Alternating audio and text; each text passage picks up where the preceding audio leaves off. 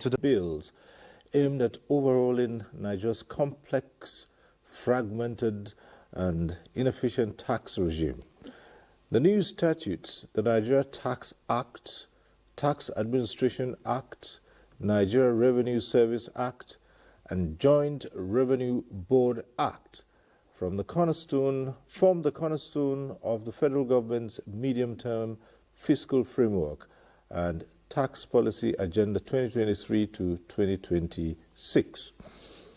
Collectively referred to as the 2025 Tax Reform Acts, they are expected to take effect on the 1st of January 2026, unless otherwise specified.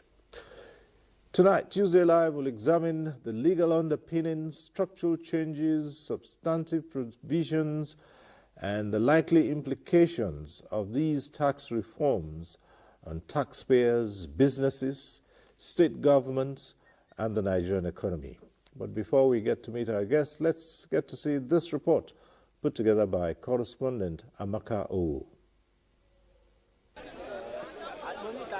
Lagos is said to be the commercial hub of Nigeria, with over 50 million informal businesses operating across the state, according to reports from the Small and Medium Enterprises Development Agency of Nigeria, SMEDAN. Industry players within the tax ecosystem have identified the well-crafted 4 tax laws established by the present administration as a stimulant that will propel the expansion of medium and small-scale enterprises.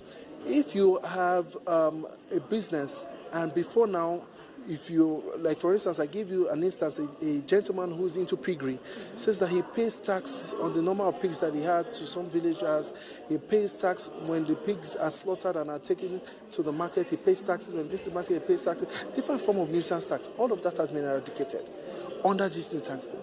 So I want to tell small business owners that the reason why you have not been formalizing your business because of these taxes is now a new day.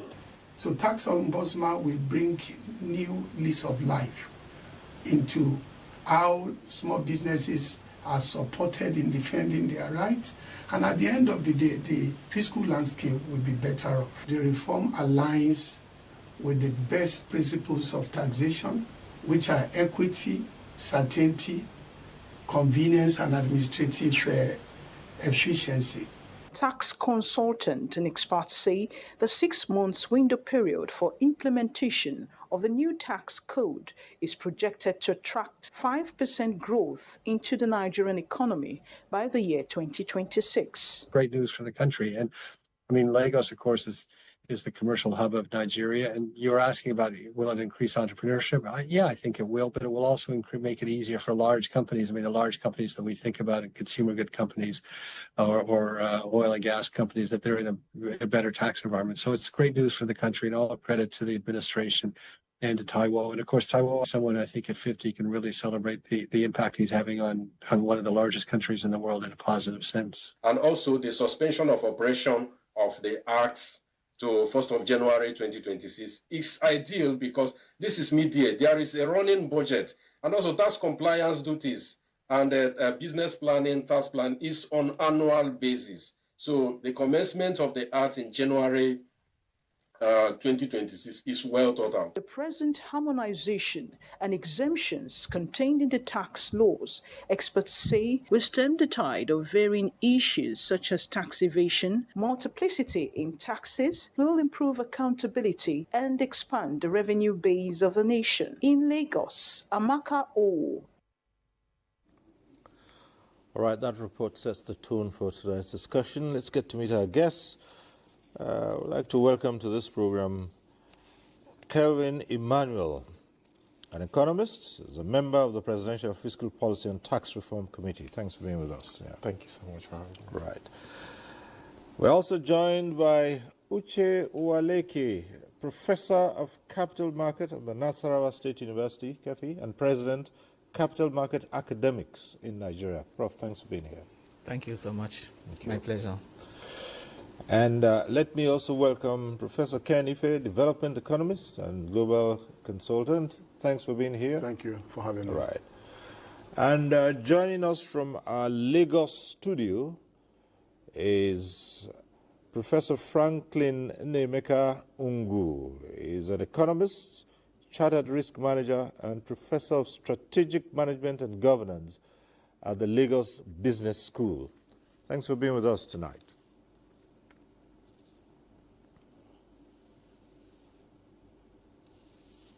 All right. So it's all about those 4 bills that have been signed into law, the tax reforms. But let's start off by getting a brief summary of the 4 tax laws signed by the president. Give us an insight into them. So, one of the issues that the Nigerian government has always had is revenue mobilization, capital formation, GDP to tax to GDP ratio, revenue to GDP ratio is a concern. Even in 2025 Appropriation Act, it's a concern. Capital expenditure has missed significantly, which was the reason why the National Assembly has extended the implementation period from June to December 2025. And what this tax bill has done is that no longer will the Nigerian Revenue Service depend on the taxpayers and their consultants to tell the service what they earned. So the Nigerian Revenue Service is going to deploy artificial intelligence to be able to gather information on taxpayers and present that data to the taxpayers to stem the tide of tax evasion, which has been a very common practice before this came into law, even if there's a sunset period until January of 2026. And it's also going to, remove nuisance taxes. There are so many nuisance taxes in Nigeria. When the committee was working, it was realized that in River State, for example, they had up to 94 different taxes and levies that businesses were paying. And if you take a poll of different states in Nigeria, you see that an average state has up to 30 different taxes and levies that they were paying. So what this tax bill has done is that it's consolidated all the taxes, it's harmonized it. It's also harmonized the revenue collection functions of quite a number of MDAs to a central collection at the Nigerian Revenue Service. So definitely, from 2026, you're going to see an improved tax to GDP ratio, and I'm expecting that between now and 2027, we're going to see that tax to GDP ratio creep up to anywhere between 14 and 15%, and get to between 18 and 20% by 2030, which is very good. And the reason why this is very good is because a few years ago, you had a system where the government fell so short in revenue mobilization and capital formation that they had to go to Section 38, which was Ways and Means, which was gathering public sector CRR, private sector CRR from banks, and also quantitative easing or printing of money. And you see that about $53 billion was raised, which led to the collapse of the Naira, devaluation of the Naira. It led to black market premium. So what this is going to do is going to mobilize revenue, is going to reduce the tendency of the government to tap into that window, which it has tapped. And it's the reason why, for example, the cash reserve ratio today in Nigeria is about 50%, which means that 50 kobo of every 1 Naira deposited in the Nigerian bank is actually warehoused at the Central Bank of Nigeria. So this is going to ensure that there are stricter fiscal rules and that the government has more revenue and it relies less on debt to fund its budget. Quite a number of things we see in these acts, and one of them I want to refer to, and that's because people always ask, what's in the name, the nomenclature? What we knew as the Federal Inland Revenue Service would become the Nigeria Revenue Service, NRS. And what's the difference? What could it not do as FIRS that it will now do as NRS? That's on one point. And I also refer to the current Joint Tax Board, which of course also there's an act that takes care of that as well. So the basic question which laymen like us would ask is, what was it under the current, since this is taking effect from the 1st of January, the current tax administration system that these organs couldn't do that these ones would now do from 1st January? Prof, go at that. Okay, thank you. Yeah, thank you so much. Well, if you recall, the Federal Inland Revenue Service was established, by an act. And in the act, you will find the name Federal Inland Revenue Service with defined functions and mandates. Okay? As we speak, the Federal Inland Revenue Service does not collect, for example, import VAT. The Federal Inland Revenue Service collects VAT, companies' income tax, petroleum, income tax, personal income tax with respect to residents of the military, for example, and then those in ambassadors and so on. So they have defined functions and mandates. The customs, collects the import VAT. You have also other revenues that are collected by other agencies like NIMASA, Nigerian Port Authority. These revenues are not currently collected by the Federal Inland Revenue Service. So there was a need to also have a different body, because if you are going to expand the mandate, you will need, particularly when you want to structure the service in line with, or you want to model it after, what's obtained in some other countries like the UK, for example, like even India. In the UK, you have Her Majesty's, Revenue Service and Customs.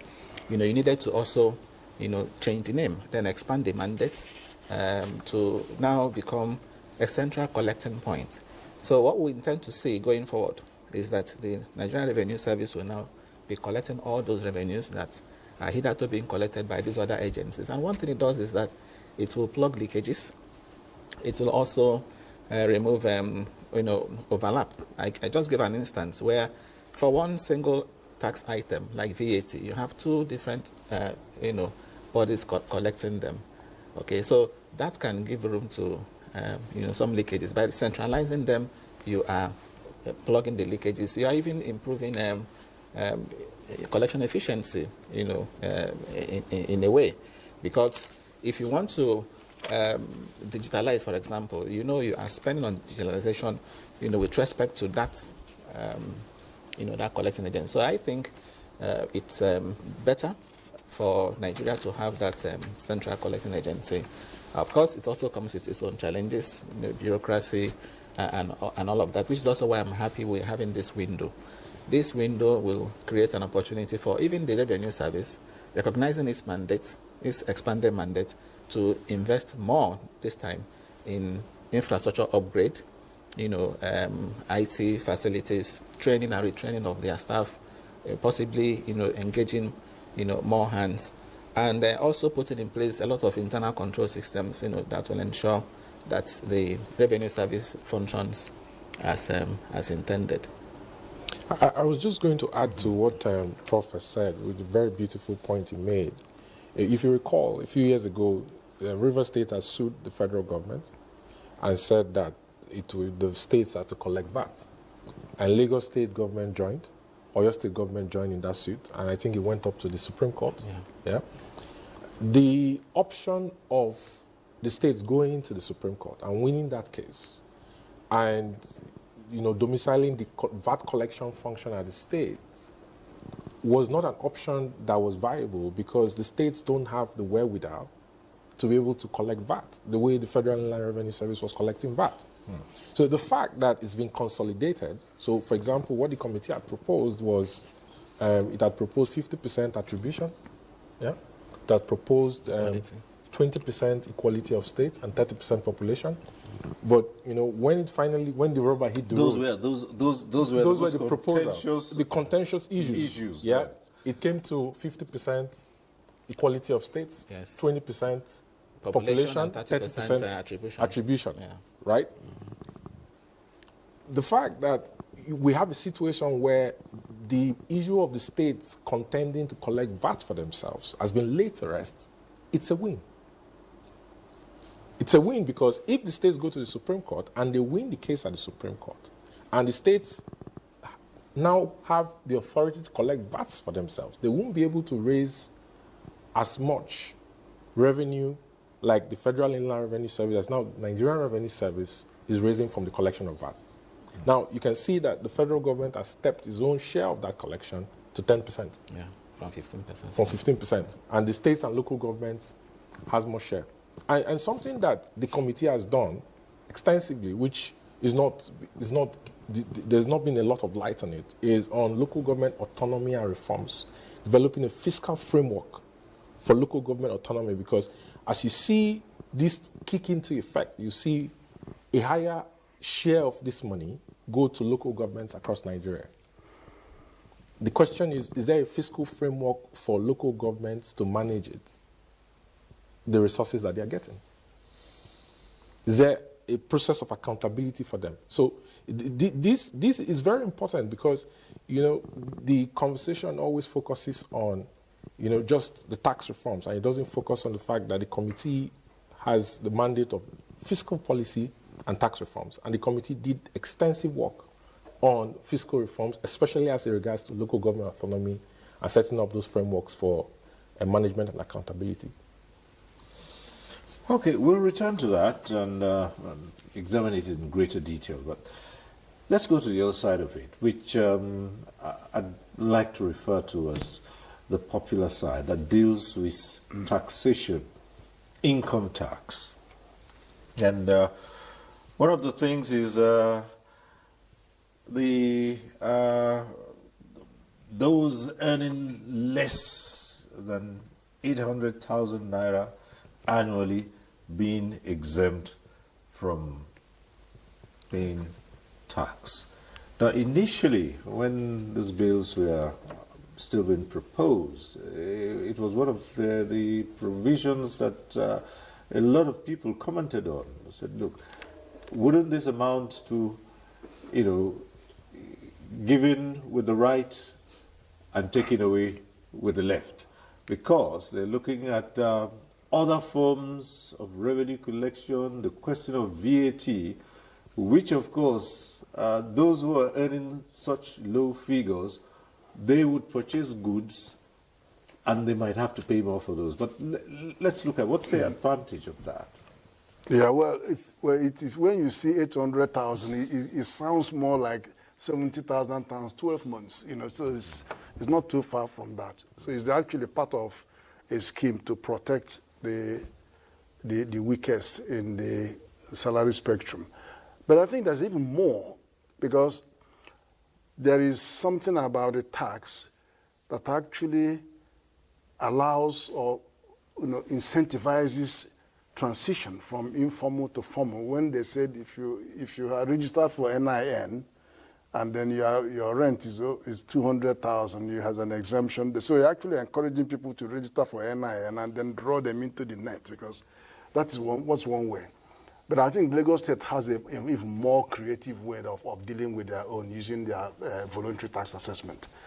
But having said that, there are other positive things that resonated with that spectrum. You know, when you look at social economic impact of this bill on two major constituencies. The two constituencies are the 230 million Nigerians in general and the working population. That is those working population. And then on the other hand, the 42 million MSMEs are actually impacted seriously by the bill.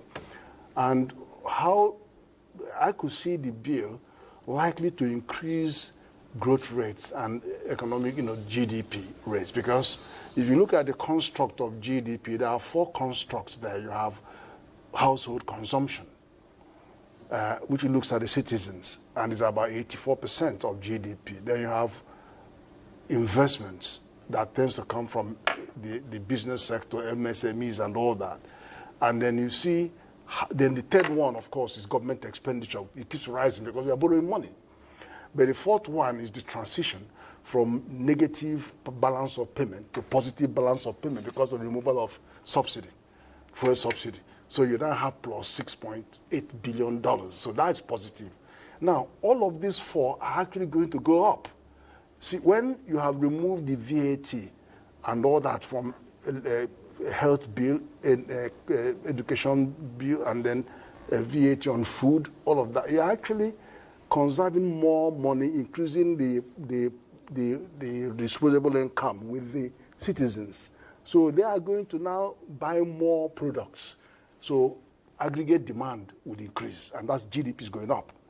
And when you come to the MSMEs and say, don't worry about tax, let's calm down, we're moving it from 25 to 50, they are retaining more of their income, and then they are able to stop redundancy, increase more workforce, and then invest more in productive activity. That aggregate production goes up, output. So in all of these cases, GDP is going to go up, without a doubt. And then the pressure on those in the lowest is reduced. Remember, there's also 30% of all those low-income people are actually completely exempted from the tax. So I see that as a big plus. But there's so many more things about this bill that makes it extremely attractive. I understand. You see, there are three things happening in the country. One is that if you look at the 42 million MSMEs, that is 48% of Africa, 90 million Africa population, MSME, who are 48%. So we're actually punching beyond our weight, 15% of GDP of Africa, 18% of population. But here, on entrepreneurship, we are 48%. So entrepreneurship is a latent comparative advantage for Nigeria. So if you can do anything positive for this population, then your economy will go completely overboard, if you know what I mean. So it's very important. But there's a trust deficit. Even when the committee, your committee, try to placate the people who are actually generating the wealth to give them more, there's still the trust deficit. Means people don't even trust, they don't know what you are doing, they don't trust you. So these 6 months will be, the job in these 6 months is to go sensitization. You have to go out, because there's a reasonable interval between enactment and going into force. That's the standard Bondage law. You got to go out and talk to people. If you don't talk to people, we're going to have a big fight by January. People need to know. Give them templates of how to prepare. You have to talk to people, go out there so that they understand what you are doing. And you know why AFCTA had problem for 1 year? It was because people didn't know what magic was concocted. So they said, no, stop. And then they had to take 1 year to go around and sensitize people so that they will understand and buy in. So he ended up, the pushback was expected to come from Lagos. The revenue was going to drop because much of the things. But then it's the other way around. And then it all pointed to the distrust, and then it pointed to the need for more communication and sensitization. All right, thanks. We'll come back to it. But let's go over to our Lagos studio and Professor Franklin Ngu. What do you make of all of this? Just as Professor Ife was rounding off, he talked about the trust deficit, where some states felt the whole thing would lead to a drop in their revenues. But in actual sense, as we say now, it's the reverse is the case. So what are your thoughts on all of this?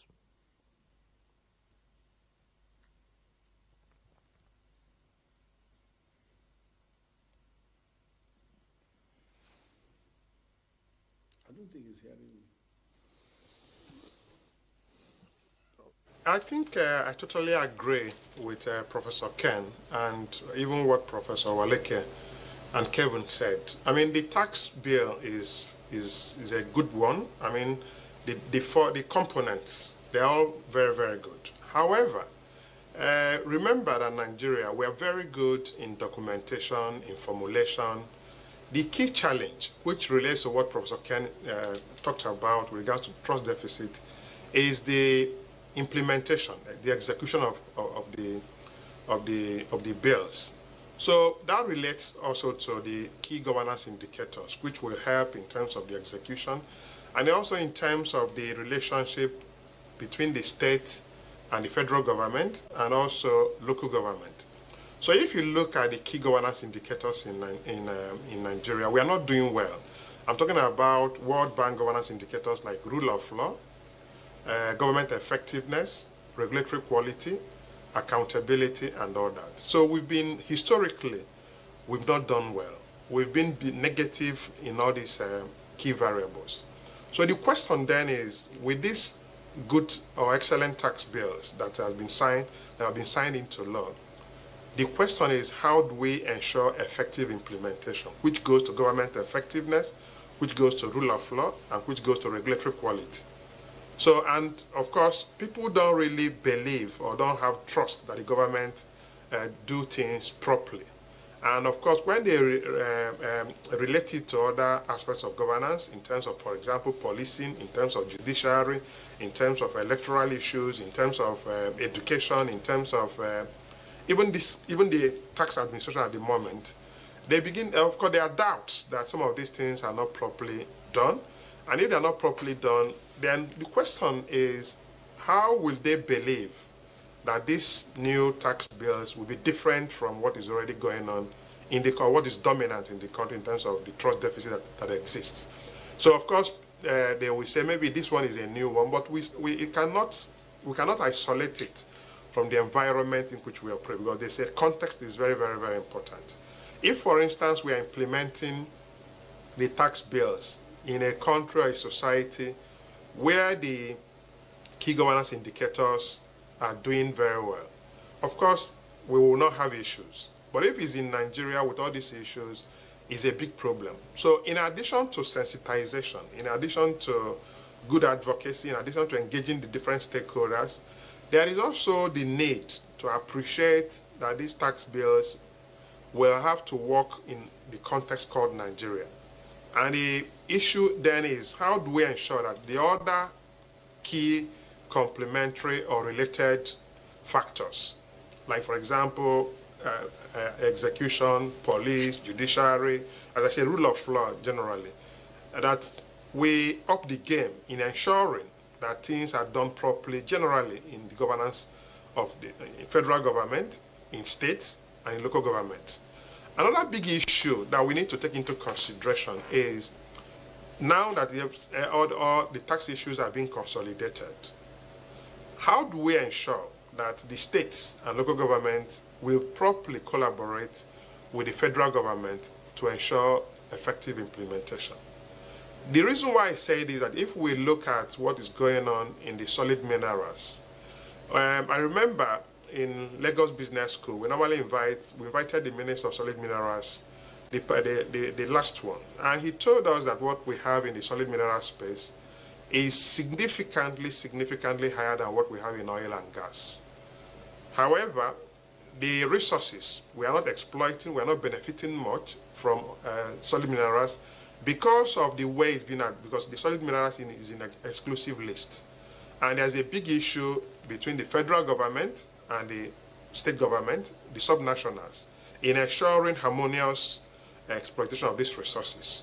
So we need to look at how do we ensure good relationship or collaboration between the federal government and the state government. So, example, if you paid your tax, you might go to the states and they might still, there are some non-state actors or even quasi-state actors, maybe people are enabled or people are empowered, that might call themselves consultants. That might still bill you, but they might not refer it as tax. So these are issues that we have to look into to ensure that what has been formulated or what has been signed into law really benefit Nigeria and really lead to what Professor Ken was talking about in terms of the way it's going to increase aggregate demand, aggregate consumption, GDP, and all that. So I think those are my initial thoughts with regards to the way things should go. Okay, thank you so much. We'll return to you in just a moment.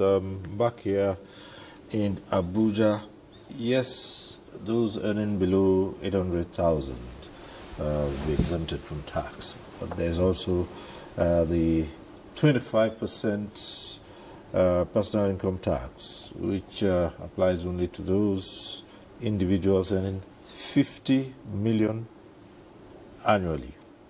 How would that play out? So, you know, that personal income tax is not like a one-size-fits-all tax rate.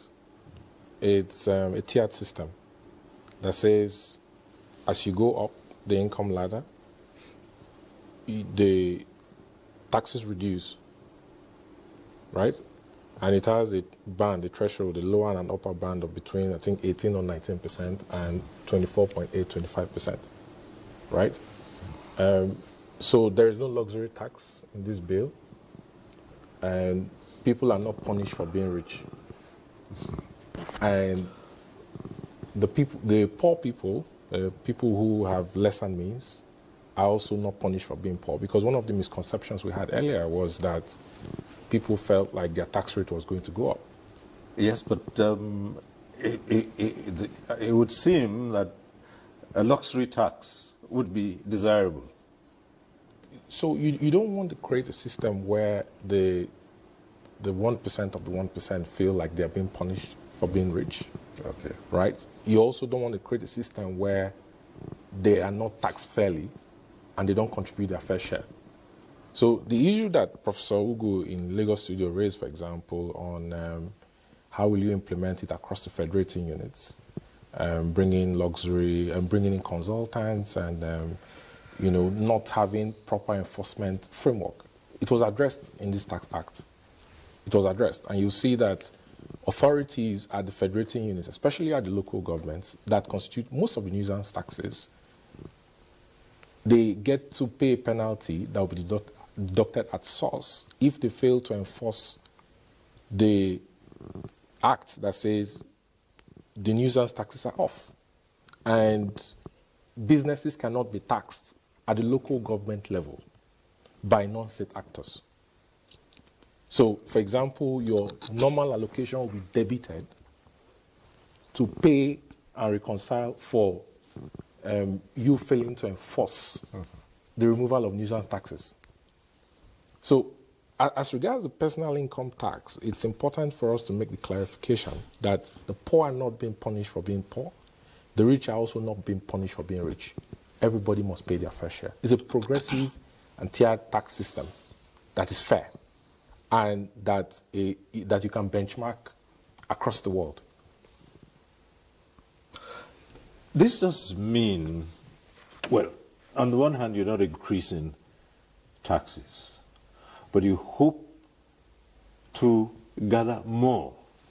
You're expanding the tax net to bring in more people into the system and educate them on the need for them to contribute their fair share. So for example, on the CIT, for example, there was a huge debate, between the state governments and the beneficiaries of development levy. On the committee wanted to keep a corporate income tax rate that when you add the 4% development levy, it equals to 30%. And there was a huge debate on, no, we'll keep the corporate income tax rate at 30% and add the development tax levy at 4%, right?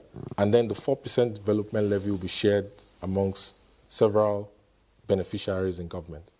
You have 50% that goes to the Tertiary Education Trust Fund. And you have 15% that goes to NEL Fund. I think Defense Infrastructure Fund takes about 8%. There's and a lot cascades of them. like that. 2%, 3%. Exactly. Will split up. So it's important to realize that in the preparation of the tax bills and the rigorous debate that it went through every single fiber of Nigeria, there were benchmarks for global best practices. Okay. Can I come in? Yes, bro. Yeah, thank you so much.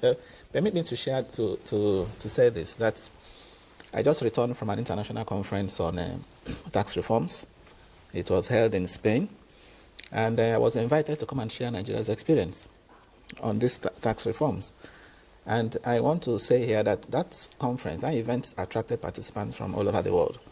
And it would seem that a number of them are interested in the this current tax reforms going on in Nigeria.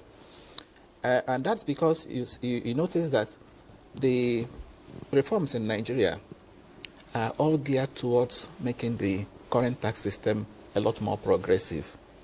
Because when you make a tax system more progressive and fair, okay, it becomes equitable. And to that extent, you can now begin to see how we can also use that to link that to service delivery and deliver dividends of democracy, as it were. So what are those things that are in these tax laws today that would make the tax system more progressive? First is the issue of personal income tax, which we have mentioned. Right. If you say the way it's been graduated now, currently, if you're earning 1 naira today, you're subjected to tax. Because the first 300,000 naira of your income is taxed at 7%. Okay? The next 300,000 to 600,000 is taxed at 11%. So you have that bracket. The highest marginal bracket today is 24% for those earning above 3.2 million. That's the current rate. Now, the tax law has now introduced a tax exemption threshold, okay, for those with 800 naira below. So if you're earning 800 naira below, no more tax. So you only start paying tax when you have 801 up to 3 million. That's when your first tax at 15%. The marginal tax bracket now has been increased from 24 to 25%. The whole idea is to shift the burden of taxation from the low-income earners to the high-income earners. That's for personal income tax. For companies' income tax, the same thing. You also see some level of progressivity. Today, if a company makes loss, the company is taxed because you are required to pay, even as on your loss, you are required to pay 0.5% of your turnover as tax, even when you have made a loss. Whereas taxes shouldn't be on losses. And that's why you often hear the president when, you heard him say in a number of occasions that the tax system should be such that seeds shouldn't be taxed. But what should be taxed rather should be fruits, not seeds. So a situation in which we are taxing losses, okay, as we currently have it, is not ideal. So what this new one has done now is to abolish that. So no more minimum tax for companies, whether or not you're making profit. Now, the exemption threshold again for small, currently you're either a small company, okay, where you don't pay tax under the Finance Act, or if your turnover is between 20 million to 100 million, you pay 20% tax. Okay, if it's above 100 million, you now pay 30%, tax. But currently, that tier structure has collapsed just to 2. The problem with the current one is that if your turnover is 25 million naira as a small company, you're paying 20% tax. And if your turnover is 99 million, you're also paying the same thing. So it's unfair. So right now, if your turnover is below, the threshold was moved from 25 million to 50 million and much later to 100 million. So if it's below 100 million, you're not paying tax as a small company. Okay, it's only when your money is above that you're expected to pay. So again, you notice that it is progressive. All right? Now, you're not paying tax, but you are also required to file tax return. And that's one way the government intends to also formalize the huge informal sector we have. Even though you're exempted from tax, but you need to file, give us some records so that we can have your data. And one advantage that we'll have is that in future when government wants to intervene, wants to give things to small business, it has a record, that you can use to do that. So the summary of what I'm saying is that the new tax laws have made our tax system a lot more progressive. Okay, today you can say they're fair, they're equitable, unlike what we used to have. The same thing with the value-added tax. Okay, the VAT, of course, the rate was not increased, retained at 7.5%. Okay, VAT. And the good thing about the VAT now, the new one, is that for essential items such as food, medical services, pharmaceutical, even electricity, those have now been zero rated. They now have 0% VAT. Currently, they are exempt. Food is under exempt, VAT exempt currently. But the new tax says, instead of saying VAT exempt, say it has 0% VAT. There's a difference between when you exempt an item. Well, that's the thing. If we were to go into semantics, what's the difference between exempt and zero rated? Thank you. It's important the public understands that. When you exempt an item from VAT, okay, it means that VAT will not be charged on that item. Okay. So if you are selling food, no VAT will be charged. But if you are the one selling food and you have made purchases to be able to sell the food, remember you paid input VAT. You must have paid VAT. You are now selling, no VAT is charged. And you cannot recover the one you have paid. But when you zero rate it, when you say 0% VAT, so you sell, we say, okay, your VAT is 0%, again, no VAT. But because you are under VAT, you are VATable, you can recover your input VAT. So it's better for the person now doing food, doing medicine, doing essential items. So the situation now is better than the new law, than what we currently have. Under the current system, most people don't recover their input VAT on purchases. Okay? But right now, tax credits, has been guaranteed. If you have paid input VAT, you can recover that.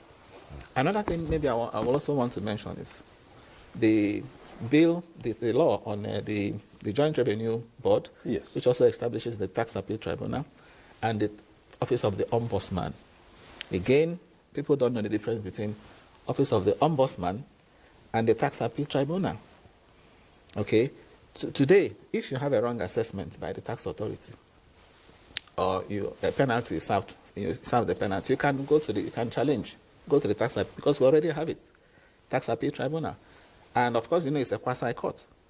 But if there is a case where you have a case with the tax authority, they just come and seal your office, they infringe on your rights, that's not the kind of thing you go to the Tax Appeal Tribunal.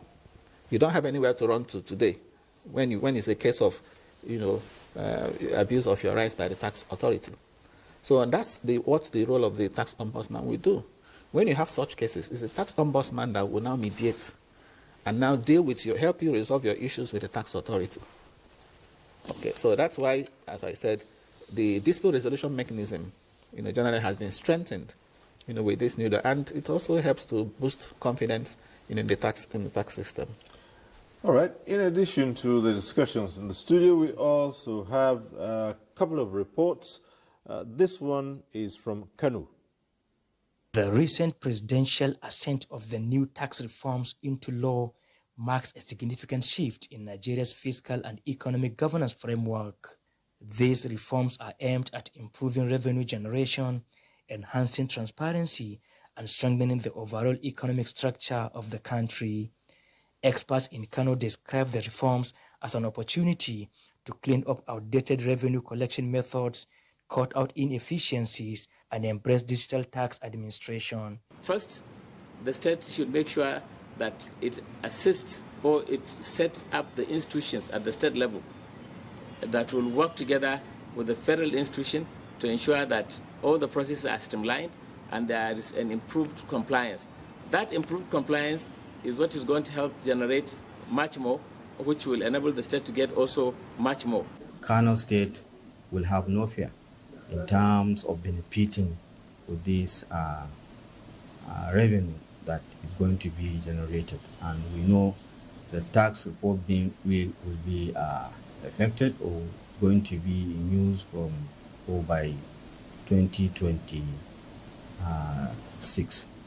By fully adopting e-tax platforms integrated with the National Identity Number (NIN), the experts believe Kano could significantly improve compliance and transparency, especially among informal sector earners who currently dominate the local economy. This can be achieved if the state government simplifies processes, educates citizens, and avoid over-enforcement that will stifle productivity, especially in rural areas. Ensuring the rule of law in the state, ensuring peace and safety of lives and property, and coordinating to essentially educate the taxpayers will go a long way in making sure that our state, the most populous state, Kano, and other states will be able to get the benefit from population, from what is shared equally, and from what is based on the consumptions at the state level. As Kano prepares to revise its internal tax policies to reflect the national law,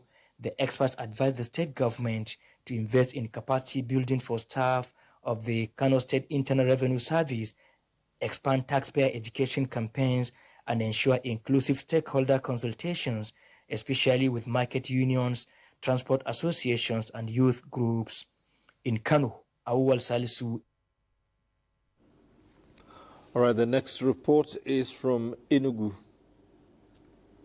Taxation, no doubt, is a critical tool for economic development, which provides government with revenue to fund infrastructure, social programs, and public services in Nigeria.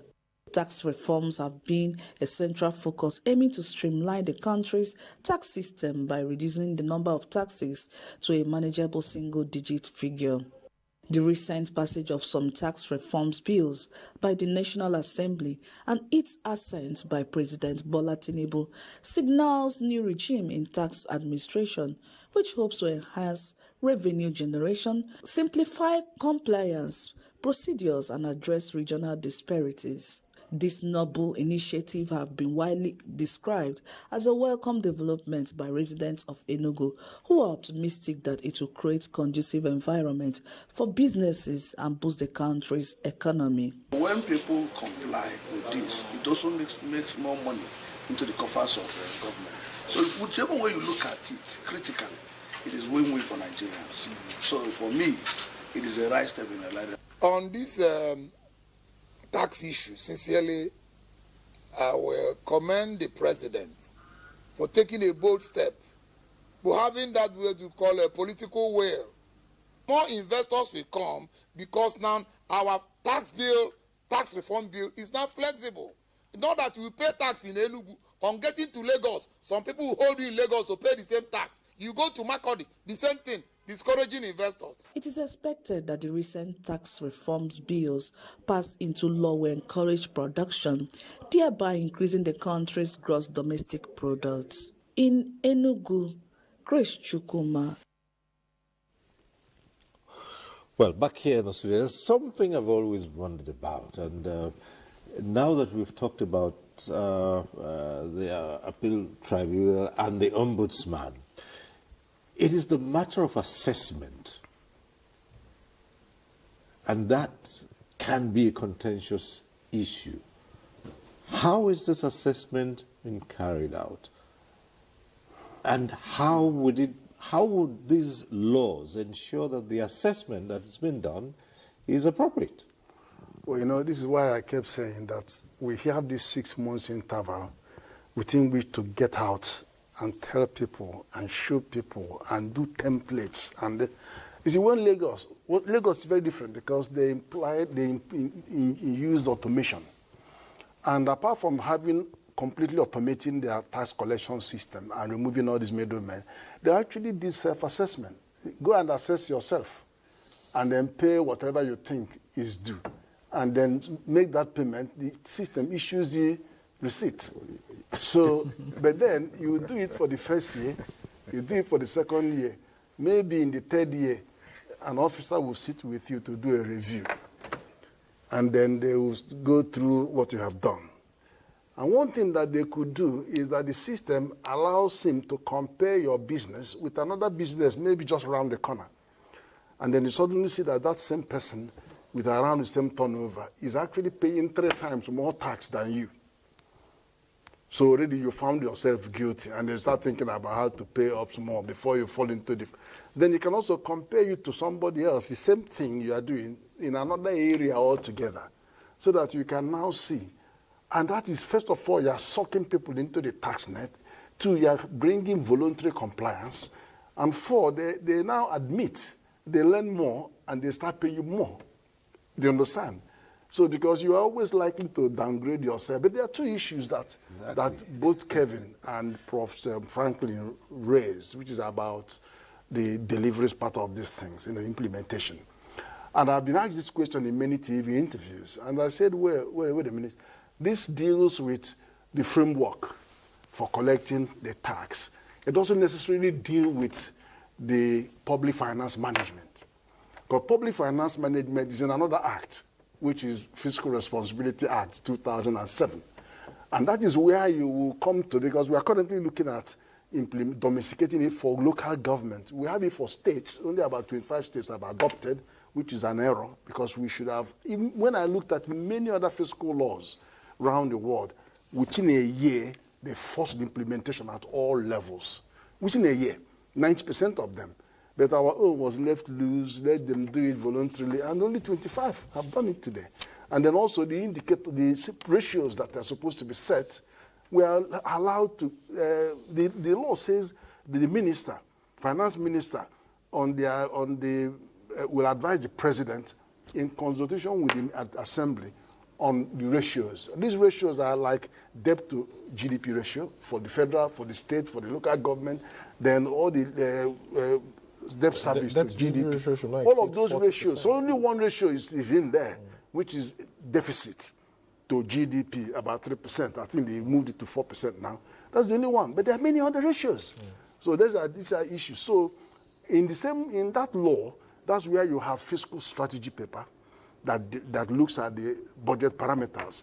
And I keep telling the Minister for National Planning, you have to include a composite, a solid mineral composite. Because at the moment, we only look at crude, quantity and then price. I say, look, have a composite. If 5 minerals or 2 are most promising, then let's have a composite index for those 3. And then have it there so that we begin to monitor and begin to set targets. And then I also asked another one on, on ICT. Right. So that is number of, because when you have an ICT, because ICT is a proxy for the financial sector. Do you understand? It's a proxy for, so the number of volumes of transaction. And Nigeria is number 3 in the world in volumes of transactions. So, and the government is collecting tax from that. Have one of it as one of the things so that you put pressure on the banking sector to continue to innovate, and then the bank, all these sectors. So these 3 will drive the economy because you are now coming down to give yourself higher targets and then push it. But that is not happening. So if you look more, so apart from that fiscal strategy, you have the MTEF, the medium-term expenditure framework, which is what deals with the budget. So the revenue you are bringing in enters into the budget frame. And then it has provisions for transparency at all levels, even during there, and even at the assembly when it goes to assembly. So all of that is where the wheel begins to dry. And then when you come to debt, which is where what consumes all our income, then it has clear rules about that. What you should borrow for, what you should not borrow for. You shouldn't, the tenure of the loan has to be long term, over 10 years, and there has to be concessionary rates or under this, the 3% or something, and then cost benefit analysis. And I haven't seen one. Okay. I haven't seen one. I was going to, Prof, you made very, very important points. I was going to say that the key differentiator between the pre and post FIRS, NRS is that we're moving from self-assessment to the taxman telling you your assessment based on intelligence gathering. That's a key differentiator. Well, and that also will raise questions about, because it's the taxman who's telling you that this is what you're worth. Yes. And he's giving you evidence to show that this is what you're worth. Yes. So, self-assessment has the risk of consultants layering it and, underestimating it as a way. Let me also tell you one of the things in the Nigerian Tax Administration Act, one of the things you find there is that now individuals will now be required to have a tax identification card. Currently, a tax identification number is what is required for companies, opening bank accounts. Mm-hmm. But the new act is now saying, the new law is now saying, even for individuals, okay, the card will replace the number. So individuals will now be required to have card to be able to operate bank account. Yeah, so that's... I was also going to respond to a very quick point that Prof made about adding solid minerals in the composite index for the fiscal strategy paper. If you look at what is going on in Ghana with the new finance minister, Kasi Fosen, and the fact that the Ghanaian government decided to centralize their gold mining proceeds to the Bank of Ghana, and the CD has appreciated from 13 to $1 to about 9 to $1. 50%. Because there's been an increase in the amount of gold bullion at the Bank of Ghana to support the cities. And value addition. And if you look at the crude oil price and the fact that the Naira is too exposed to the crude oil price, and crude oil price has been fluctuating, and you need a break-even of about $70 to $75, what Prof has said is very key. CBN several years ago started the presidential artisanal gold miners initiative to buy off the gold. To buy off the gold. But that has not happened. So you need like a diversification. Imagine if you use 33 trillion we printed to buy gold. To buy gold. You never have to be borrowing money from anybody. And you wouldn't have the exchange rate at where it is today. Yeah, we couldn't. Maybe we should bring in Professor Ngu from Lagos end at this point, on this aspect of it, because we started off talking about the assessment. What's different from the self-assessment, which is fraught with all kinds of issues, and this assessment under the new law, which will be done by the taxman himself.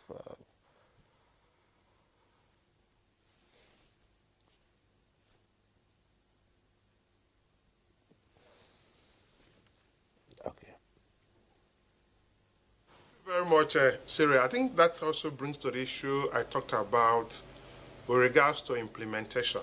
I mean, I totally agree and commend the president and the committee, the tax committee, for bringing out this bill.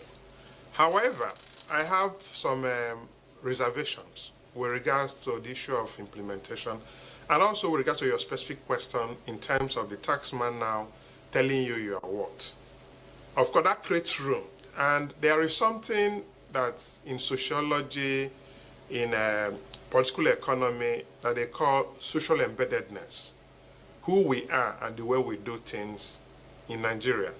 So let me use this analogy to explain what I'm trying to explain. A friend bought a land, and he paid all the dues with the local community leaders and all that, and then went ahead to get a CFO on that land. And after getting a CFO, he returned to the land to do a foundation. And the boys of the area came back and said, I have to settle the boys. And he flashed his CFO and said, I have a CFO signed by the governor of the state, and that means I have a certificate of ownership. That means you have ownership of that land. And the thing dragged, and police were invited. And after some time, the DPO told my friend to say that it's better to talk with the boy so that this issue will not go like that. So at the end of the day, we have to talk to the boys, talk to the ballet, and had an agreement and settle the boys. Remember, you have a CFO. Remember, you've previously paid the community leaders. Now you are paying the boys for foundation. When after the foundation, the house came up, they came back again and said you have to settle them. You return back and they say, please go and settle the boys. All these payments being paid are tax. It might not be described as that, but it's tax, it's the cost. The cost is increasing. So if, for instance, somebody comes and says, oh, Franklin, you are now worth 50 million. And I said, oh, I'm a professor. I think I'm worth 20 million or 10 million. What happens? We might have to end up going to court to confirm, or maybe if I disagree, as the case may be. If we go to court, it returns to the issue of what I'm talking about, the way and the level we are performing with regards to governance indicators, with regards to judiciary, rule of law, and all that. And of course, so there's a big issue with regards to the way these things will be done. And let me also point out that a key component to drive this tax administration will be technology. And of course, people will manage technology, people will ensure that technology is working. And how do we now ensure that that technology, as it's working in Lagos, so it's going to work in Zamfara, as it's working in Zamfara, so it's going to work in Bayelsa, and so it's going to work in Ebonyi or Ekiti State. So these are issues that we have to look into properly to ensure that we really achieve this. And if you remember, even if we pick agencies of the government and see and compare and contrast, when Dora Akunyili was in NAFDAC, NAFDAC was effective. When Malame Rufai was in Abuja, there are different views in terms of how he performed. When Mimiko was governor of Ondo State, there are also different views in terms of how he performed. So the question is human factor in execution of plans and strategies. And bringing it back to the social embeddedness of Nigeria is a big issue. Then also you now leave the state and now move to 774 local government that we have in Nigeria. Another complexity enters it. And when you also assess the capacity of our local governments in terms of the leaders of this local government, in terms of people who run this local government, across the 774 local government that we have, there's also an issue. So why the tax bills are, as I keep emphasizing, very good. We drive economic growth, we drive GDP, we'll make small and scale enterprises better off because they have more funds to retain, will help poor Nigerians in terms of their disposable income. We need to diligently re-examine the framework that will enable implementation, because it is very key. If the taxman comes to you and say, oh, you are now worth X, Y, Z, and you question it, you go to the tribunal, and the tribunal rules. Is there anywhere, maybe Kevin or Professor Waleke might clarify this? How do you proceed? Where do you appeal to? Do you now go to appeal court or higher? What is the higher authority that will look into it? And what is the duration to settle these issues? I mean, these are issues that we have to look into to ensure effective implementation, because other reforms that we've had in Nigeria cannot be said to be very, very effective in terms of implementation. All right. And we'll certainly examine that aspect of it. But for now, we'll take a short break. When we return, we'll open the phone lines. Hopefully, we'll get in a few calls. And if we have the tweets also, we'll look at them. Stay with us on NTA Tuesday Live. We'll be back shortly. The counsel of our fathers. I will urge and advise our younger generation to use talent and brain to sort out problems, not arms. Nigerian youths, let's build our nation. My advice to these young people is please do not take us back to those harrowing days. You probably do not know what it is. I believe we have fought one civil war too many in this country. So those who experience it will run away from it. Nigerian youths, let's build our nation together.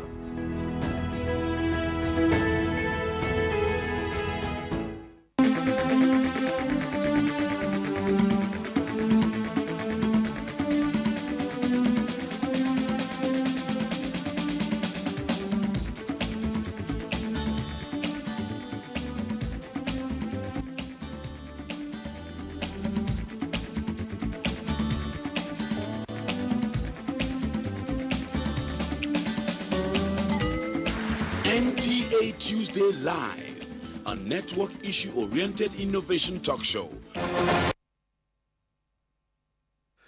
Thanks for staying with us. It's all about the tax reforms, the bills that have been signed into law by the president.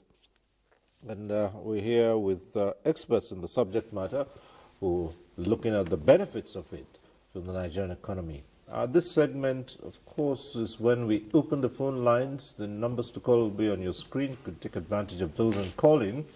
As we always advise, you keep it short, straight to the point, and you turn down the volume of your TV set when your call gets through.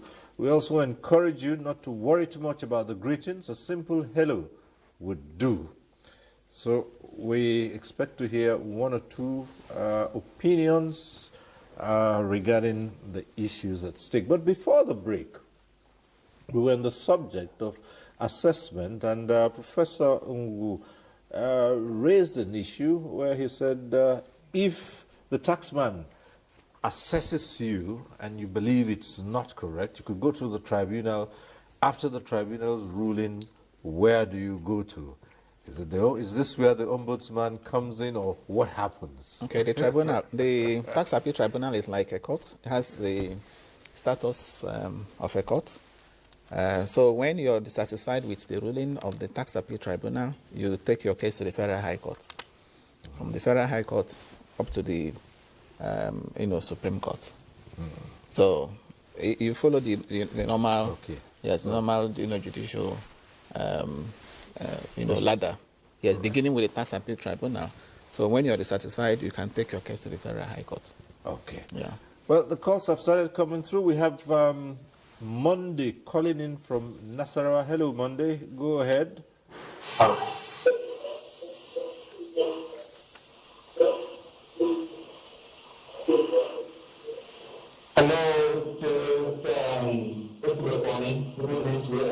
Yes.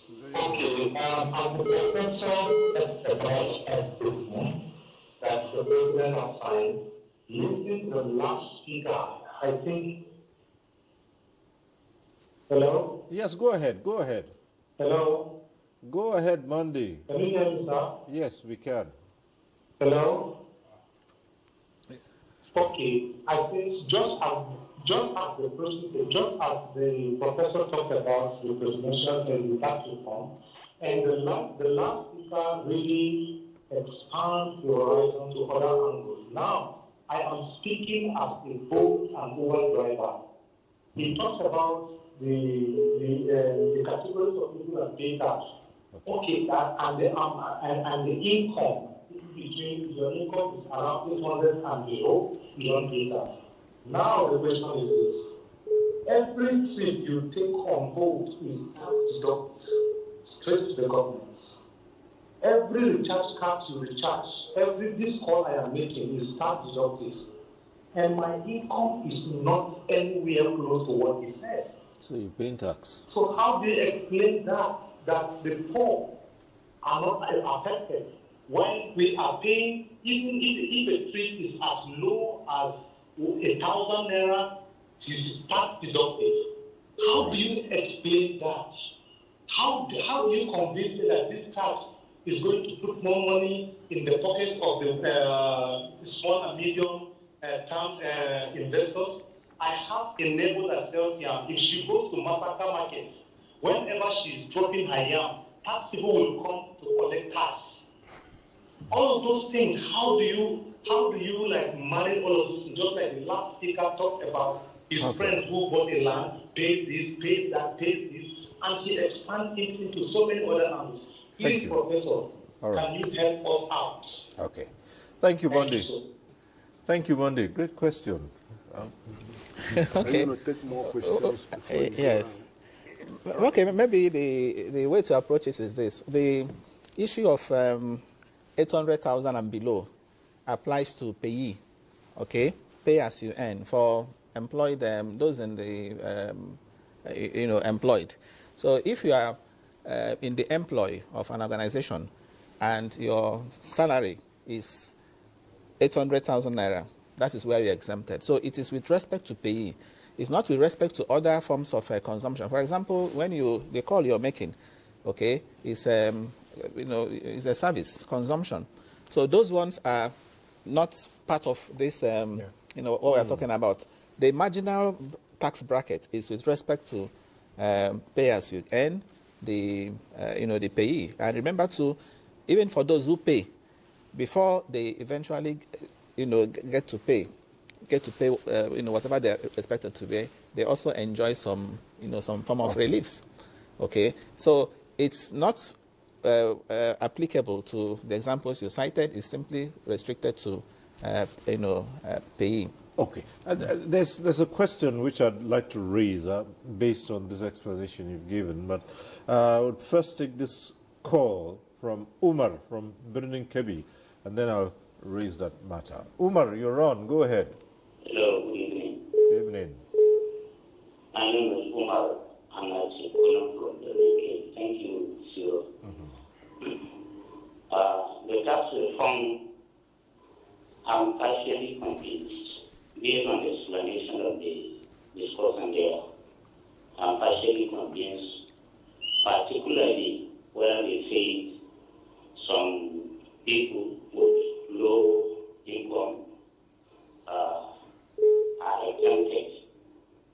So I'm a federal civil servant. I'm concerned with the pay as you earn. Okay.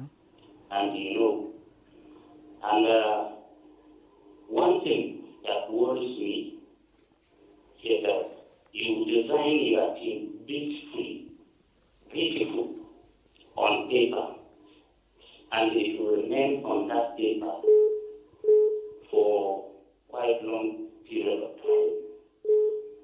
That is to say, it will not be implemented.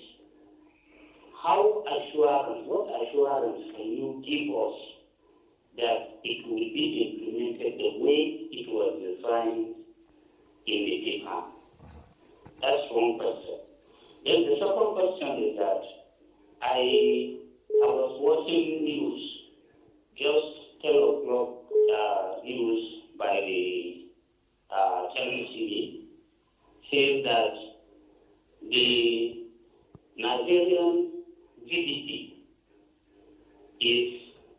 It's in fact the lowest in Africa. And that has to do with the ease of doing business. The same ease of doing business in Nigeria is declining. And this as a result of federal government policy, like this tax reform. How do you react to this? Those are my two questions. Zero. All right. Thank you. May God continue to bless our country. Thank you. Thank you, Umar. I should continue? Right. Yes, you're very correct. What you had is correct. The tax to GDP ratio in Nigeria at about 10.08% is one of the least in sub-Saharan Africa. And you're also correct to say that part of the reason is as a result of the ease of doing business in Nigeria, and that's also why these tax laws, the new tax laws, are justified, because the whole aim is to improve the ease of doing business by streamlining the multiplicity of taxes, that we have today. Formally, we talk about 60 different types of taxes. Informally, just as we have had, there are over 200. So one of the aims of the Nigerian Tax Act is to ensure that they are streamlined. Okay, so is there on paper? Yes, there is the issue of implementation. I don't expect that even when it takes off on 1st of January 2026, everything will be, we're going to get everything right same day, which is also why I think that even implementation is maybe phased. Okay, so but the thing is that we have it on paper. We now have it as a law, and if you are earning an income that is under 800,000, and any particular state is saying you should pay tax, again you have the court to go, because pay as you earn, of course, we know is something that is collected by the states. If you're a civil servant, you're working, the place you pay your tax is the state where you're resident, your principal place of residence. So if any state internal revenue service is now assessing you, asking you to pay tax when it's obvious your pay slip is showing you're earning less than 800,000 naira, of course you can refuse to pay. And if you're harassed, that's where you now have this Office of the Tax Ombudsman. I'm sure they're going to have offices in all the states of the federation. So, and that also speaks to the need for this, the point he made about sensitization awareness. People should know these things and know their rights, and know when their rights are being infringed upon, so that they can, and also know where to run to when these things happen. Prof, I was just going to add that in the oil and gas sector, for example, there are 272 licenses and registrations that operators need to have. 272. Different types. So you can imagine the impact of multiplicity of taxes on the ease of doing business. Okay, we'll return to you shortly, but we have another caller from Delta. Okay. Yes, just go ahead. Introduce yourself and go ahead, please. And please turn down the volume of your TV set. I can hear the hurlback. Hello. Yeah, good evening. Yes, go ahead. Yes.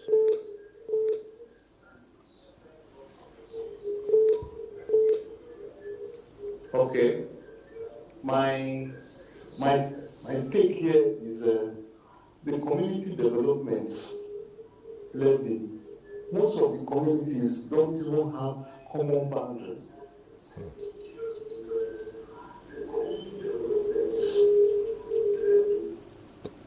Which one is community development? I'm sure she means development levy.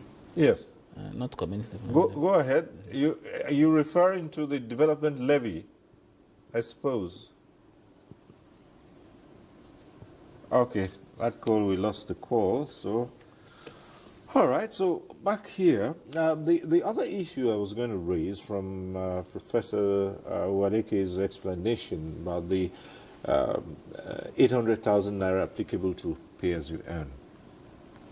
In the case of those who are not employed in the payroll of, say, the public service, for instance, where they earn less than 800,000, how are those assessed?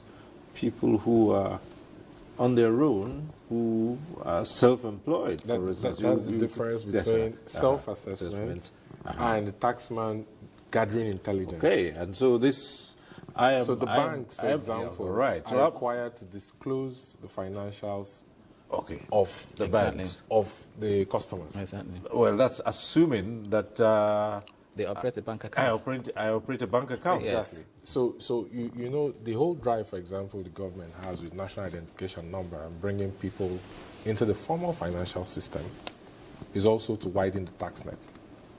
And like Prof said, also in instances where you can give out support to businesses, right? You have your data, they are able to see the performance for financial status.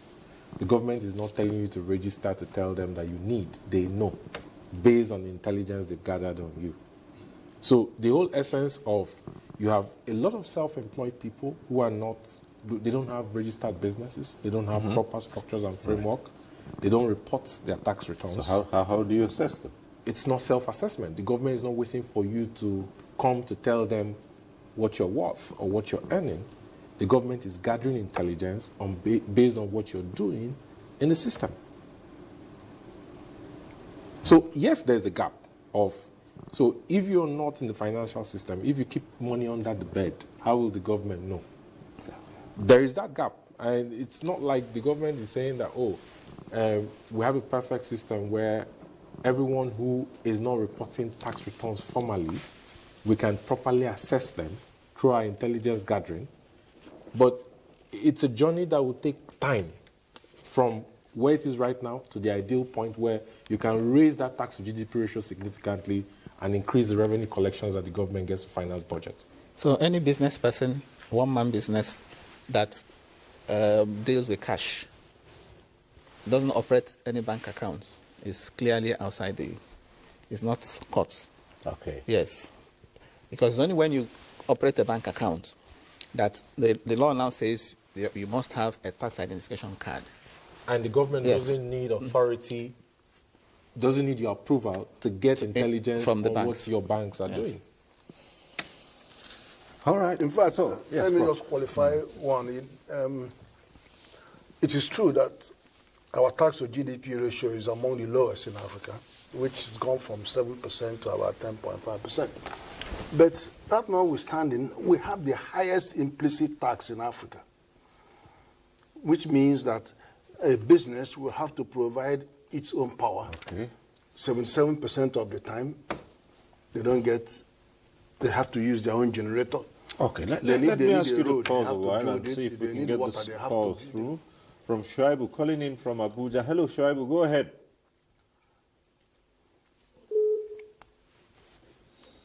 Shuaibu. Yes, thank you very much.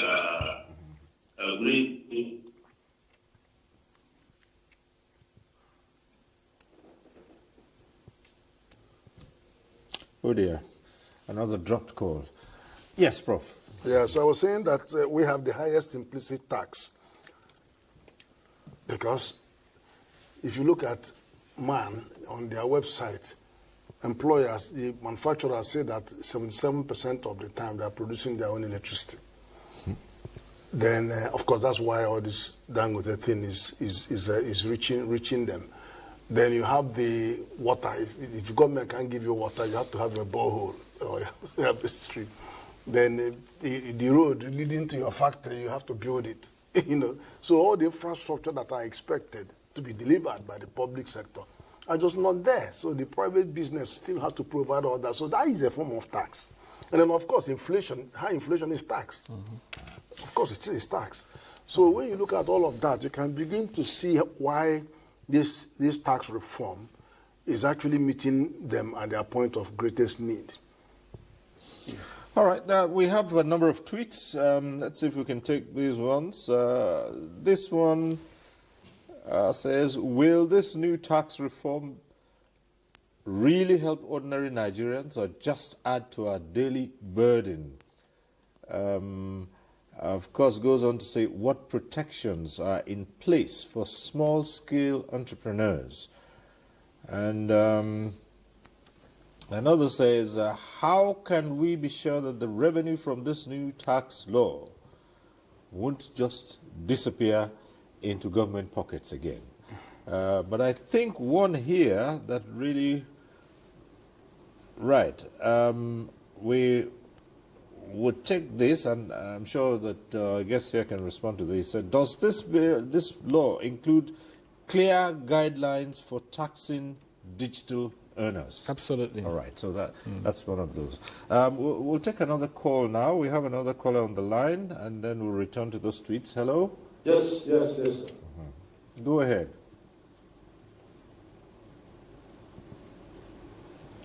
Right, go ahead. Hello. Yeah, hello. Hello? Yes, go ahead. Yeah, my name is Mr. Usman. I'm calling from Abuja. So please, I have just two brief questions, sir. Right. One, I want to know, with this new tax reform, I want to know the composition of the board of FIRS. Because before now, the chairman of the FIRS doubled as the board chairman. I don't know if I'm correct. Yes. And secondly, before now, as the Pope rightly said, there are some taxes that are collected by custom, immigration, but now they will be collected by the FIRS. Now, is it that FIRS take over the primary roles of custom and immigration, or the revenue generated from these agencies will only be collected into FIRS accounts? Thank you very much, sir. All right, thank you. Okay, maybe I should. Well, the structure, the way I understand it, is that your first question, currently the chairman of the Federal Inland Revenue Service is also the chairman of the board, and also the chairman of the Joint Tax Board. Okay, Joint Tax Board, of course, as you know, comprises the heads of the Internal Revenue Service of all the states. So the chairman of FIRS is also the chairman of that Joint Tax Board. And they meet to resolve issues particularly to do with personal income tax. So right now the new law has the Joint Revenue Board. Okay, that one has further strengthened the Joint Tax Board and also expanded the scope of issues that they will now be dealing with, not just the personal income tax, but all manner of issues, all manner of taxes will now be dealt with under the Joint Revenue Board. Again, the chairman is the chairman of the Nigerian Revenue Service. Now, regarding collection, the whole idea is for the Nigerian Revenue Service to now collect those revenues hitherto collected by these other agencies. Customs, one of them. And again, the idea is to allow custom. The primary function of custom is not to collect revenue. The primary function of custom is trade facilitation, to facilitate trade, and then the border issues, things to do with border surveillance. That is for custom, not collection of revenue. So now the collection of revenue will be done by the Nigerian Revenue Service, ditto for NIMASA and the rest of them. So the collection will be done by Nigerian Revenue Service and not by these other agencies. Okay. Yeah. So back to the tweet, which says, does it have clear guidelines for taxing digital earners? So yes, it does. It does. The Act also under the there are four of them. The Nigerian Tax Administration Act has also specified that digital assets will now be taxed. So it's does that include cryptocurrency? Yes, even say digital assets or cryptocurrencies. The SEC already has a regulatory standard for crypto platforms. Yes, the Investment and Securities Act of 2025, the new one, has now brought every form of digital asset under SEC regulation. So the taxation of that will now also be done by the Revenue Service. Okay. And, the other, still by the same Tonika Ume, who wonders, what's the government strategy for equity here? Strategy for equity. Equity is in terms of collection or in terms of deployment or applying the funds. Right. The equity is in terms of collection. I have talked about equity with respect to personal income tax, how the rates are graduated. For companies' income tax too, in terms of equity, one of the things is that the exemption thresholds, the exemptions now for small businesses that are paying tax. That itself will talk about the exemption for small businesses. Yes. And so it's being equitable because you are now moving the burden. But what is important to me too is equity in terms of the usage of the whatever funds that are generated. So I think that is what we should also be speaking to. Okay. Now, when revenue is being generated, what should that money be used for? All right. Yes. I'll ask you to pause. Let's get in Joseph from Edu. Joseph, who's calling in from Edu.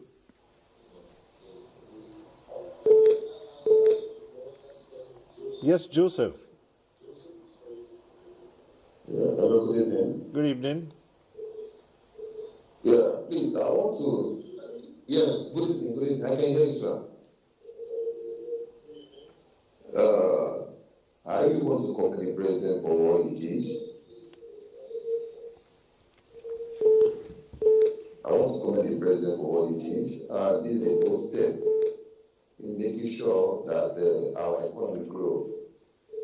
But the thing is that these new reforms that he has done, so what he has signed into law, is it going to affect the life of a common man in Nigeria? Even those living in rural areas. Like somebody was talking about if they can do this into using the internet to be collecting the tax. Is this going to affect the rural areas?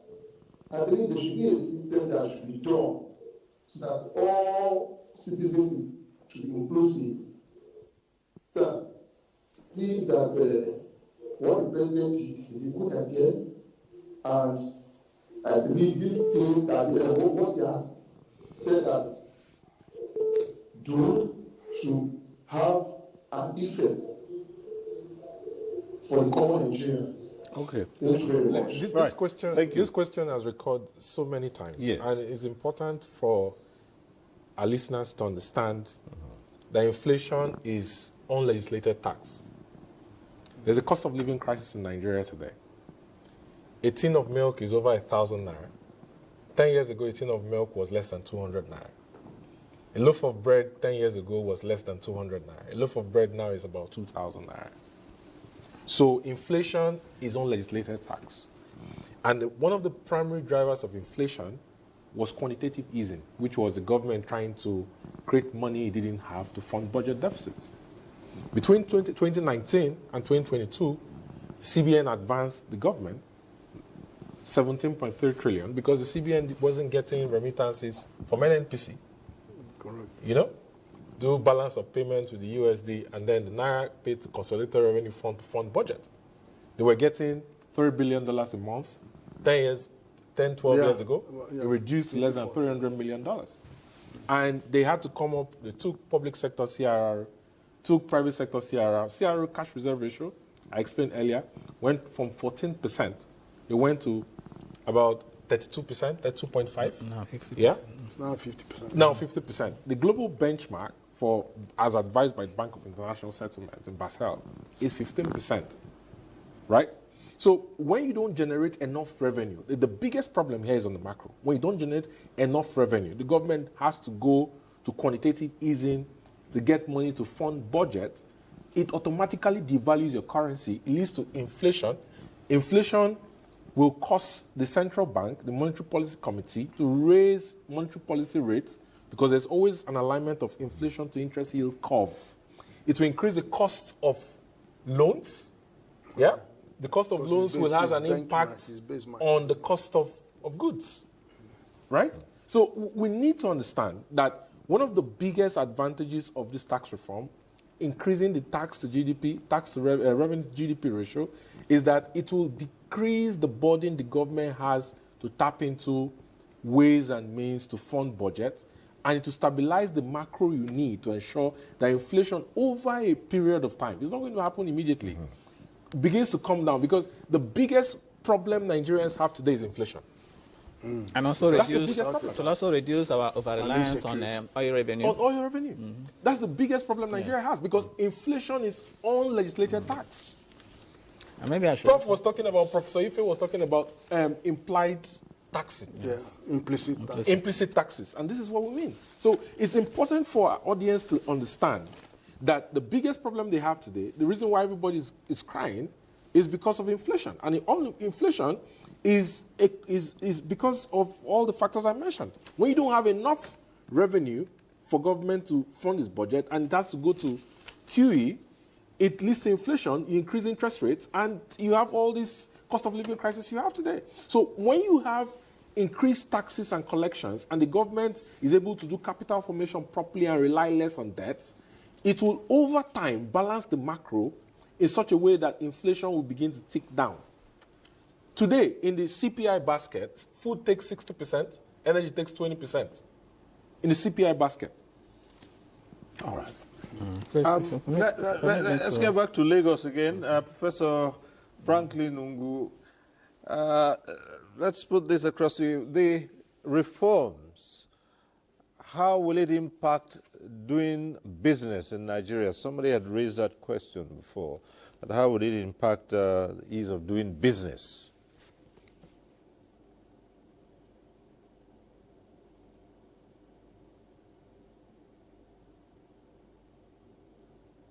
I think that generally the tax reforms will definitely enhance doing business in Nigeria, in the sense that SMEs will have more retained income or revenue. Of course, that means that they can also employ more people, productivity will go up. But the main issue is the clarity in terms of the tax required from them. So that clarity is very, of course, you know, in doing business, you have to be sure of what you're expected to do, the tax you're supposed to pay, how you're going to pay it. That is very, very, very important. And then even if you take it to big multinationals, the tax they're going to pay also will gradually reduce to 20-something% over that also will enable them to be sure that as the more they do, they know they have the clarity, they know what they're supposed to do, and of course that will also enhance ease of doing business in Nigeria. And of course, the more we have more investors, there is also going to be more pressure from the investors, from the private sector, on the government to enhance further ease of doing business. But one thing I wanted to emphasize, which we didn't really comment on, is that one of the ways to also improve ease of doing business and also enable Nigerians to even believe in this tax is in the judicious utilization of the tax revenues. In the sense that at the end of the day, I mean, sometimes we discuss Nigeria as if to say everything will be held constant. Things are not held constant, even though economists most of the time say, oh, ceteris paribus. In this instance, all the revenues that we're going to generate, as Kevin was talking, there's something that he missed. The quantitative easing raised maybe about 17 trillion. However, we've been running deficit budgets all these years. And records also show that in terms of implementation, we only implemented about 30%. So it means that we've been borrowing, and also that has also been increasing inflation. And that's also been increasing other things. But the question then is, if we get all this money from tax, what happens to the issue of corruption?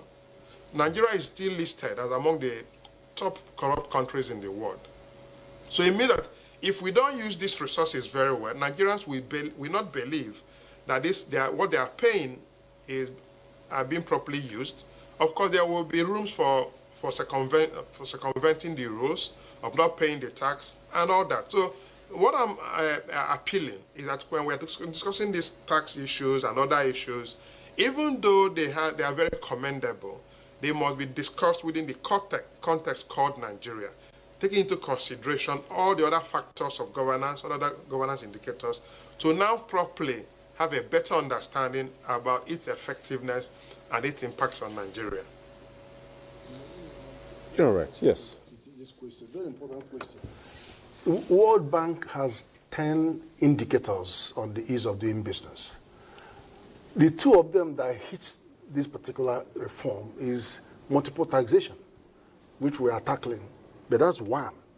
Then, of course, you have litigation that takes place, and which you've already got adjudicators, and then you've got the courts and the ombudsman that they're going to help. Then there is the other area, the basic one is construction. How long does it take you to register a title? How long does it take you to get obtain construction permit? And then litigation on title.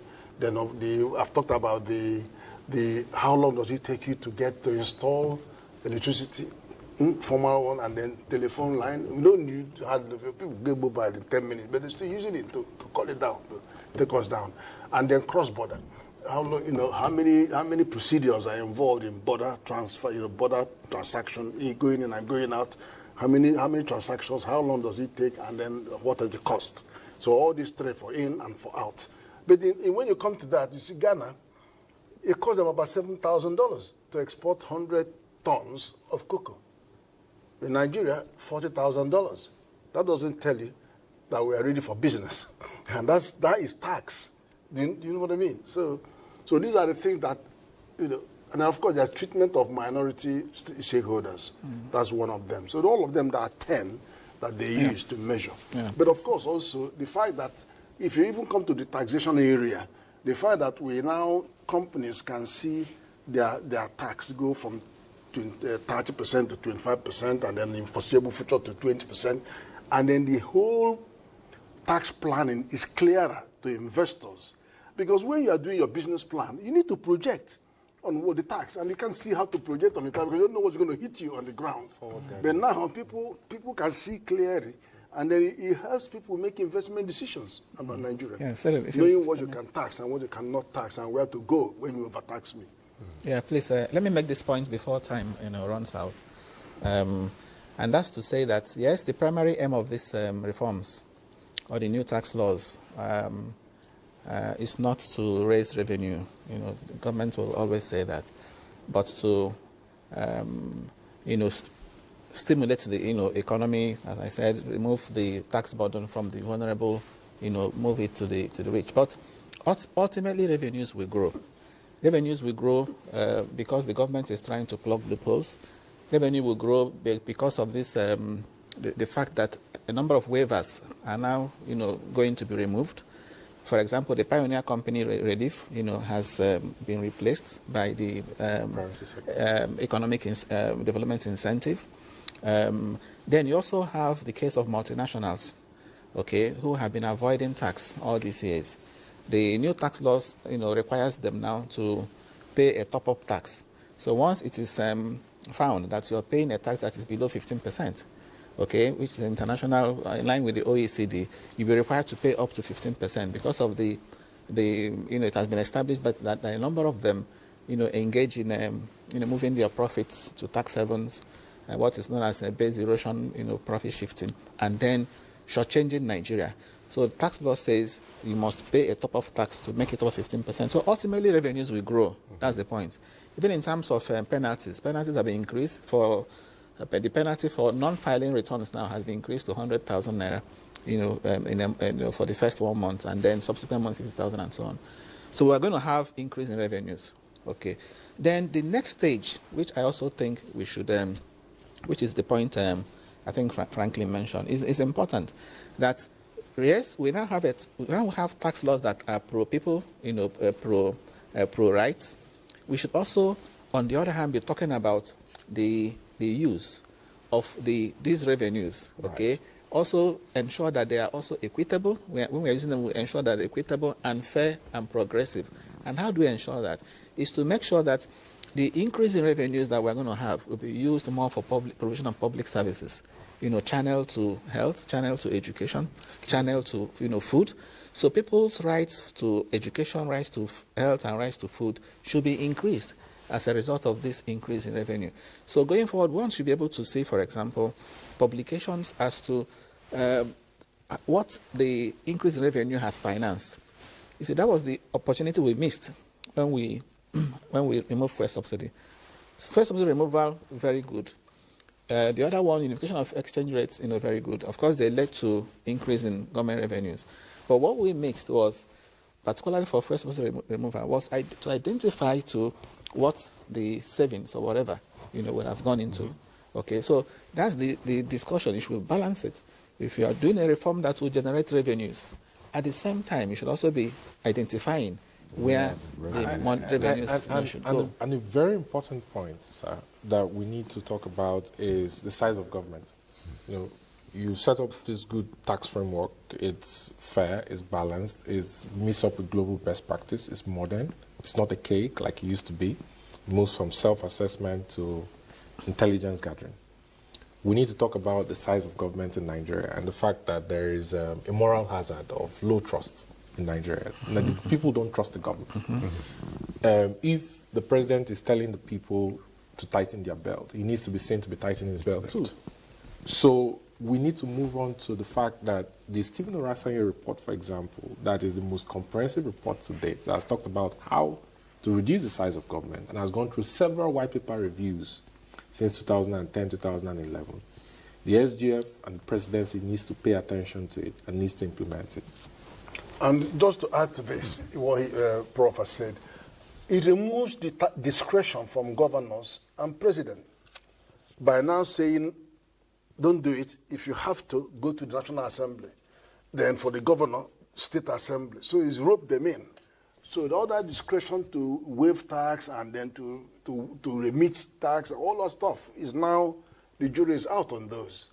So that's very, very important.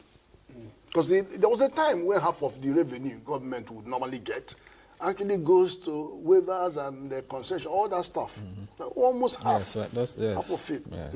And then also, they have actually removed it from anything and everything and now focused it more on the real sector and other stuff. And then if you come to agriculture, someone was talking about rural people. You remove things from agriculture and agribusiness, in the rural area, forget it. If that's what you're doing, you're covered. And then, of course, the military. Well, on a general note, so many questions have been raised, and the fact that the laws will go into effect on the 1st of January gives this window, which Prof has talked about, for massive enlightenment. One wonders how much has been done by the authorities concerned to spread the message. The issue here is still with small businesses. I'd like to return to those who are exempted from paying tax. And my worry here is, like you had identified, quite a huge number of businesses that are outside financial system. How you assess those businesses and effectively decide that they don't pay tax. So I think the intention is not even to make them pay tax. Yes, those small, that's why they're exempted in the first instance. It's not to make them pay tax. It's just for the intention is for the government to have their data, to also support them to grow. Okay, because the idea is when they now grow and come into the tax net, they are in a position to contribute to government revenues. So for now, if a business is small, is still struggling, below 50 million. Yes, below 50 million. I had they moved it to 100 million. So the government, is not intending to, tax, such businesses. So those businesses are exempt from tax. As I said, the whole idea is the government recognizes that those businesses are struggling, and they need to be supported, to grow. So all that the government is asking those businesses to do is to, file returns. In other words, they'll be encouraged to, have small records that they can file, so so the government can have their data. They are not expected to pay tax. A lot of this will depend on, as you did mention, a lot of it would be digital. Yes. It would also depend on the level Nigeria has attained in the new world. Already, there are huge challenges to deal with banking and the question of access to cash. Now businesses will be filing returns, and we expect that the electronic traffic, someone mentioned here that Nigeria is third in the world when it comes to that. Profit was you. Yes. But the system is still, to a large extent, erratic. I don't want to go back to a few days ago where there was a... down, yes, almost down. Now, how will this affect all of this? This efficiency in the system? Yeah. So this is not the beginning from January 2026. Is not like El Dorado. Uhuru. There is always like a period of transition. Yes. It's going to take time because the unbanked population is still anywhere around 45 to 48% in Nigeria. And you have these payment service banks and microfinance banks and this digital age electronic banking platforms that don't have full banking license, but have neobanks, right? The CBN has stricter regulations for disclosures of their customers on KYC, for example. So it's a process that requires integration from the Central Bank of Nigeria, from tax authorities, and from the Nigerian Financial Intelligence Unit, and even to the other stakeholders in the system, Nigerian Identification Management Company, NIMC. It will require a framework for integration, but it's a process that will take a period of time to graduate people and bring them into the system. All right. We just got a few minutes left in the program, so we'll begin to take the closing comments. Let me start off with Professor Ungu in our Lagos studio.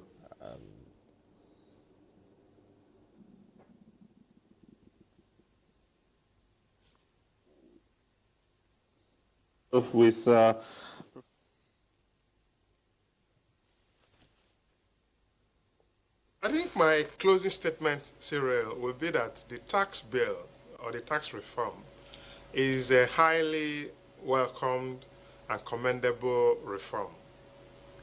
It's been long expected, and we need it in Nigeria. However, I think one of the ways to encourage people to pay tax and to comply, not only to pay tax, but to comply with the rules and regulations in any country is actually on the effectiveness of government to do the right thing and do things properly.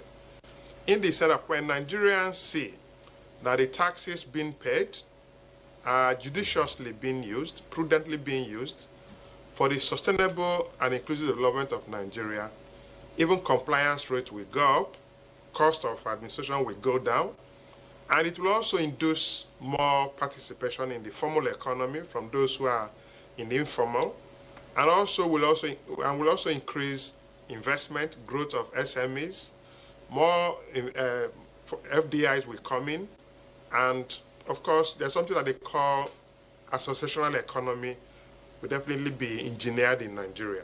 So my appeal or my advocacy is for the government that the ball stops with the government. And when I say government, I'm talking about the federal government, the state government, and then how they can also incorporate the local government to improve government effectiveness.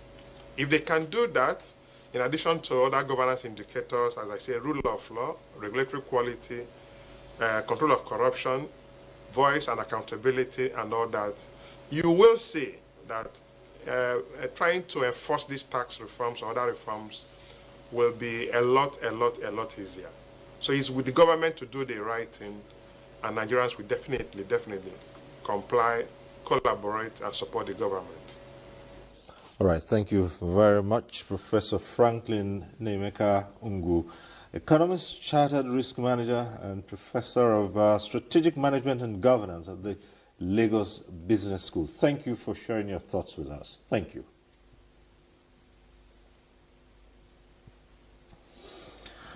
All right, back here in the Abuja studio, Professor Ken Ife. Yeah, it's a good bill, but as you know, the devil is always in the implementation, and I think the implementation should link much more effectively to the Fiscal Responsibility Act that actually governs the public finance management. Then we know that we are talking. At the moment, I'm not confident that we are complying with the terms of that act. Especially as it opens the door to state governments and also to local governments. Professor Wale. Yeah, thank you. I think it's a good thing we now have a tax system you can describe as modern, you can describe as progressive and fair.